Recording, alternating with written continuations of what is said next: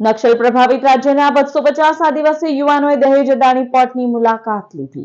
યુવા આદાન પ્રદાન કાર્યક્રમ હેઠળ ગુજરાતની મુલાકાતે આવેલા છત્તીસગઢ, ઝારખંડ, ઓડિશા અને મહારાષ્ટ્રના યુવાનો અદાણી દહેજ પોર્ટ અને દરિયો જોઈને ખૂબ પ્રભાવિત થયા હતા. દેશની આયાત અને નિર્યાત પ્રગતિના એક મહત્વના કેન્દ્રની મુલાકાતથી અત્યંત પ્રભાવિત થઈને પોર્ટની કામગીરી અને સંચાલન અંગે અનેક પ્રશ્નો પૂછી પોતાની કુતૂહલતા વ્યક્ત કરી હતી. યુવાનો કેન્દ્રીય ગૃહ મંત્રાલયના સંયોગથી માય ભારત ભરૂચ દ્વારા આયોજિત યુવા આદાન પ્રદાન કાર્યક્રમ હેઠળ ગુજરાતની મુલાકાતે છે.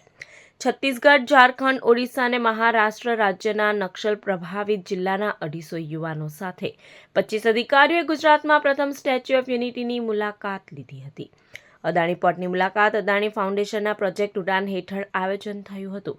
કેન્દ્રીય ગૃહ મંત્રાલયના અંડર સેક્રેટરી રાજકુમાર, બિરસા મુંડા યુનિવર્સિટીના ડીન મિનલ વસાવા, માય ભારતના ડેપ્યુટી ડિરેક્ટર પંકજ યાદવ સહિત અનેક અધિકારી પણ હાજર રહ્યા હતા. અદાણી ફાઉન્ડેશન અને અદાણી પોર્ટ દ્વારા મહેમાનોને આવકાર આપી તેમની મુલાકાતને યાદગાર બનાવવા પોર્ટ પરિસરમાં 100થી વધુ વૃક્ષોનું રોપાણ કર્યું હતું.